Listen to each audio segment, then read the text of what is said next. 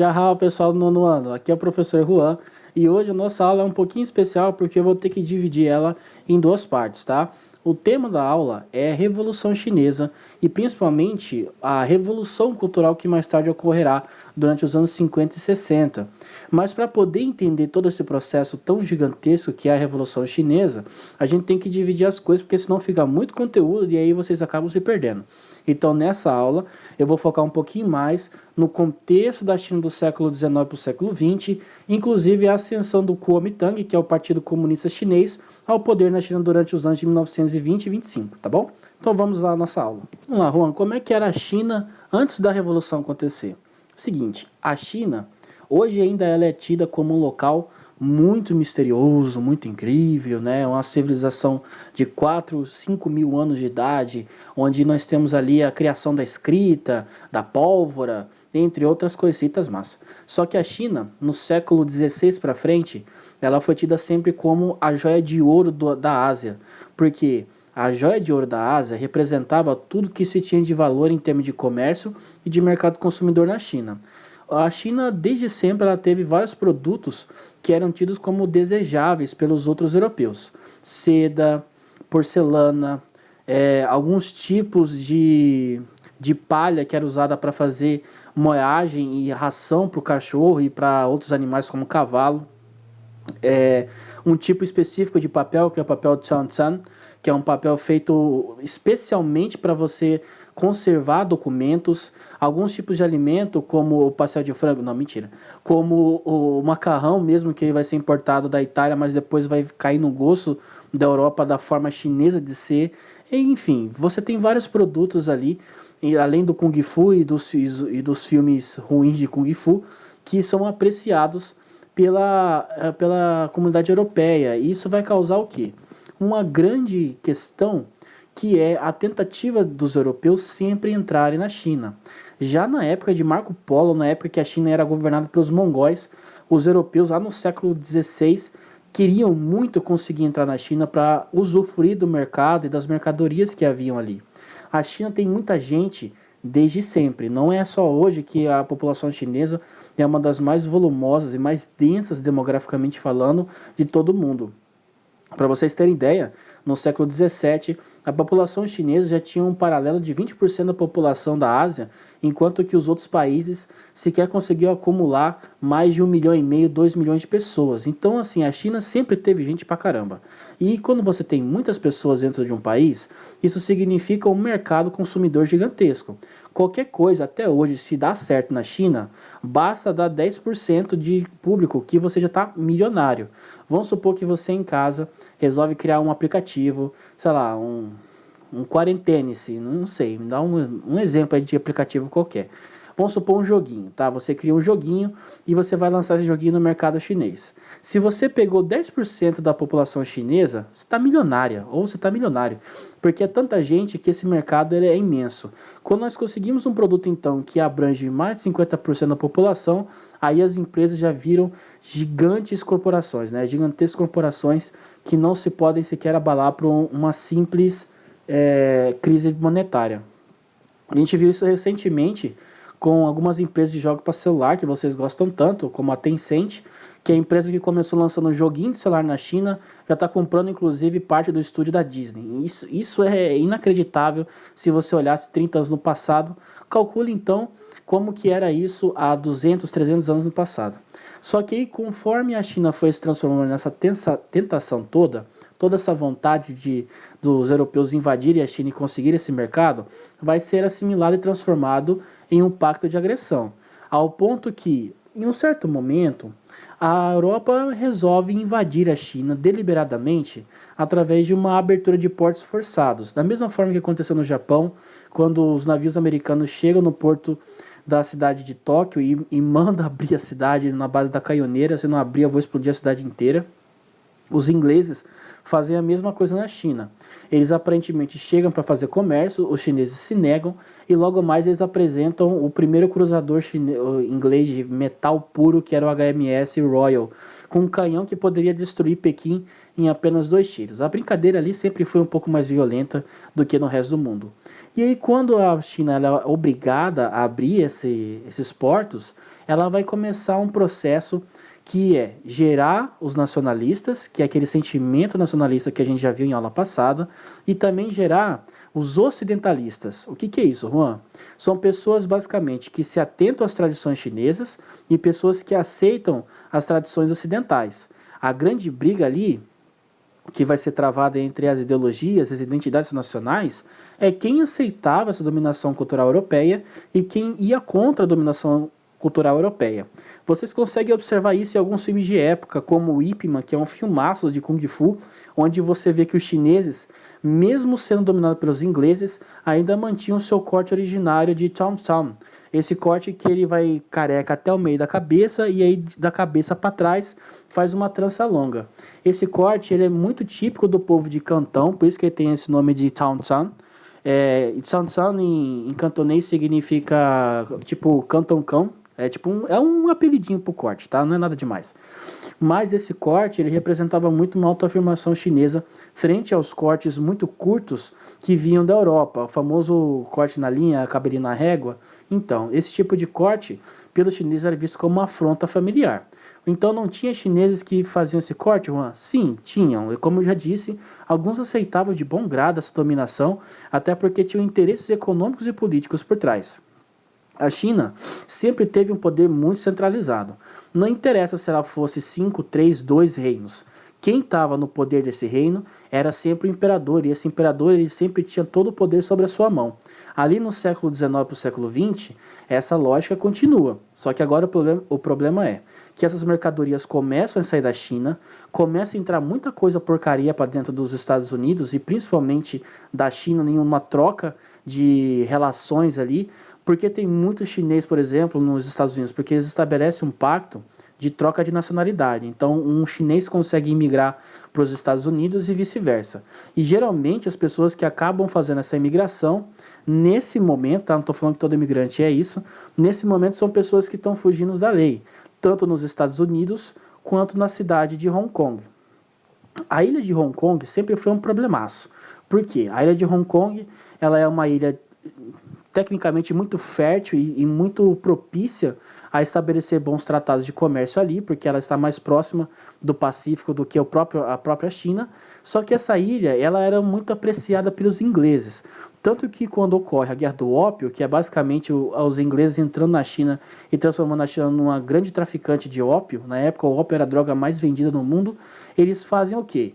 Logo eles vencem essa guerra, a primeira guerra do ópio, e pedem somente uma coisa, a abertura dos portos, e agora a gente quer Hong Kong pra gente. Por isso, inclusive, Hong Kong é tão mais liberal do que a China comunista, porque existe uma relação de disparidade entre esses dois países.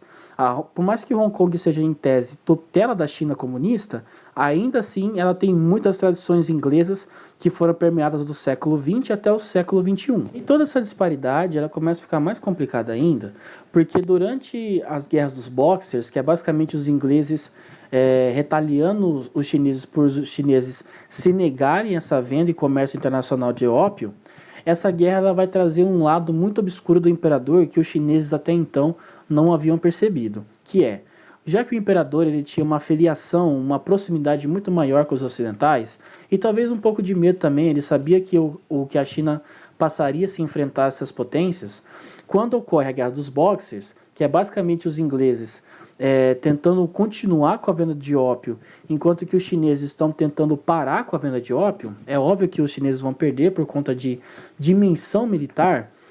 Os ingleses invadem a cidade proibida, uma cidade que tem esse nome porque é proibido qualquer um entrar na cidade que não seja autorizado pelo imperador, e aí a situação fica feia, porque o imperador perde credibilidade e logo após os ingleses passam para ele uma tarefa que é perseguir os dissidentes. Então o imperador não só perdeu credibilidade, como agora está sendo visto como um ser traidor, que ele está indo a favor dos europeus em vez de cuidar do próprio povo. Se vocês olharem um pouquinho do contexto da unificação da China, vocês vão perceber por que o imperador é tão importante assim. Até o momento que a China é unificada, e desde o seu início, a figura do imperador era uma figura que era tida como que os deuses deram para a China. Olha, esse cara aqui, ele vai cuidar de vocês porque ele é o escolhido pelos céus. Inclusive eles têm um nome lá que é o Chaozhoumin. Chaozhoumin significa em mandarim que é aquele enviado pelos deuses. Esse imperador que vai passar sua dinastia, sua linhagem da frente para frente, para frente, para frente, é justamente o cara que lá na sua, sei lá, 30ª, 90ª, 58ª linhagem vai se aliar com os europeus. E aí os chineses começam a ver que talvez o imperador não seja tão sagrado assim. Em contrapartida, nós temos também a criação do Kuomintang, que é o Partido Comunista Chinês, que foi criado a partir de dois caras. Um deles você já deve ter ouvido falar e o outro talvez não. O Sun Tzu, é difícil falar, eu sempre confundo, é Sun Tzu, que é um chinês que foi estudar na Inglaterra e teve contato com as obras de Karl Marx, e o Mao Tse Tung. O Mao Tse Tung é mais famoso ainda porque mais tarde ele vai ser o ditador da China até a década de 60, inclusive ele vai participar da ascensão da Coreia do Norte, como a gente já viu na Guerra da Coreia. Mas o Mao Tse Tung e o Sun Yat-sen, eles são amigos de comunismo, né? Eles faziam um clube comunista para poder estudar as obras de Marx, e mais tarde, em 1920, eles criam o Kuomintang, trazendo aquele viés nacionalista, que é o que? Olha, esses europeus estão vindo aqui, estão acabando com o nosso país, estão destruindo as boas tradições, e porque existem más, segundo o Mao Tse Tung.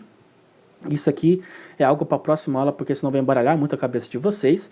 Então nós temos que nos organizar para começar a ter um pouquinho mais de emancipação. De que forma que a gente tem emancipação? Expulsando os europeus. E esse movimento revolucionário, ele inicia então já em 1921, quando o próprio partido, o Kuomintang, cria uma milícia armada. É lógico que essa milícia armada tinha só no início ali meio gato pingado, mas conforme as agressões europeias, a descredibilidade do imperador vai crescendo, esses partidos comunistas, sobretudo o Kuomintang, começa a crescer não só em tamanho político, mas também como em participação de milícias. Então o seu exército vai crescendo conforme a China vai sendo explorada e conforme o imperador vai sendo desmoralizado. O Kuomintang também vai ter uma participação do Sun Yat-sen, principalmente porque o Sun Yat-sen ele já é uma figura muito popular entre os camponeses, quase não sai, entre os camponeses chineses, porque ele já havia participado de uma outra revolta que inclusive fez a abdicação definitiva do imperador chinês. Lá em 1912, a Revolução de Wuchang, ela é uma revolução que vai iniciar basicamente do campo, porque os trabalhadores que cultivavam arroz começaram a ser saqueados pelo imperador. O imperador mandava tropas armadas para levar o arroz embora e confiscar, para poder ser usado no palácio, e as pessoas começam a ficar indignadas e iniciam uma revolta. Lógico, né, Juan? Os caras estão levando a comida dos outros embora? Pois é, isso que acontece. E aí, quando o Sun Yat-sen consegue essa revolução, o que se espera? Que fosse chamada uma eleição e assim fosse declarada a República da China. Sim, acontece uma eleição e também acontece a declaração da República da China. Só que, quando o imperador abdica para isso, ele já vai indicar um sucessor, que é o Yuan Shikai. O Yuan Shikai, ele vai estabelecer uma ditadura não é comunista, tá? Essa ditadura é só ditadura mesmo, uma ditadura militar muito forte na China de 1912 até 1926, onde ele só vai poder abdicar do poder por conta de uma série de revoltas comunistas acontecendo. E o Yuan Shikai, ele era assumidamente anticomunista, ele era assumidamente ultra-europeísta, que a gente chama de ultra-ocidentalista também, que é aquele cara que só faltava comer McDonald's e dar 2 risadas para cima e uma para baixo ali na China, numa época onde você fazer isso era pouco saudável. Não tem McDonald's, tá, gente? Estou só fazendo aqui uma alusão. Mas esse tipo de regime vai só inflamar ainda mais e vai dar mais popularidade ao Kuomintang, porque todas as outras dissidências ou se incorporam no governo do Yuan Shikai ou acabam participando do Kuomintang. Isso vai significar o quê? Esse regime militar, essa ditadura do Yuan Shikai, vai transformar quem era a favor dos europeus dentro do governo e quem era contra vai acabar adentrando nas fileiras do Kuomintang. Mesmo aqueles que não tinham muita afinidade pelo comunismo, porque eles viam no Kuomintang a única oportunidade de lutar contra a tirania de Yuan Shikai. Rio de pólvora todo, se já não bastasse, ainda estoura uma guerra mundial, né? Em 1914 nós já temos uma mobilização pesada ali da China em relação à guerra, mas a China ainda se via em uma situação que não era muito vantajosa para ela entrar na guerra. Então ela declara neutralidade. Ok, Juan, beleza. Aí o Japão, bonitão como sempre, vai lá, invade a China e acaba com a neutralidade. Quando ele invade a China, uma das exigências do Japão era que retornasse o imperador. E aí vocês adivinham o quê? Quem que vai assumir o título de imperador? É lógico, o todo-poderoso Yuan Shikai. O Yuan Shikai ele vai se autoproclamar imperador, só que a oposição era tão grande, inclusive entre seus partidários, que mais tarde ele vai abdicar. Ele acaba morrendo ainda em 1916, e como seu sucessor, ele vai indicar dois sujeitos, o Ansala e o... Aí os nomes são muito difíceis, eu sempre esqueço. E o Chiang Kai-shek, Chiang Kai-shek, isso. Esses dois sujeitos, eles são díspares, porque um acreditava no ideal de uma China mais libertária, numa China mais democrática, e o Chiang Kai-shek, já por sua vez, ele era mais voltado para uma China mais militarista, fechada e alinhada aos interesses ingleses. Muito porque o Chiang Kai-shek, ele era visto pelos ingleses como um sujeito que poderia atender aos interesses do imperialismo britânico, então ele foi financiado e recebia muito apoio dos ingleses na província de Xangai e principalmente de Hong Kong. Então essa figura do Chiang Kai-shek, ela era extremamente impopular entre as fileiras comunistas, enquanto que o An Lai, ele era já mais visto como um cara de boa, um cara tranquilo, que tem como conversar. O problema é que o An Lai, ele é misteriosamente assassinado em circunstâncias misteriosas, onde simplesmente fuzilam o carro dele, né? Ninguém imagina quem foi. Quem será que foi? E logo mais, o Chiang Kai-shek ele acaba assumindo o trono ou simplesmente o posto de presidente vitalício. Eu adoro esses termos, presidente vitalício é ótimo. O presidente vitalício de toda a China republicana, quase não sai, republicana. O Chiang Kai-shek, ele, como ser uma figura muito antipopular, logo mais ele começa a perseguir o Kuomintang e aqueles que foram dissidentes do seu governo também são perseguidos. Aquela velha máxima de um ditador, seja lá onde ele for, ele vai perseguir quem ele quiser. E após o Kai-shek ele assumir esse poder da presidência, adivinha quem retorna? O Sun Yat-sen. E o Sun Yat-sen ele retorna para o Partido Comunista, o Kuomintang, e começa a organizar o que a gente vai chamar de longa marcha.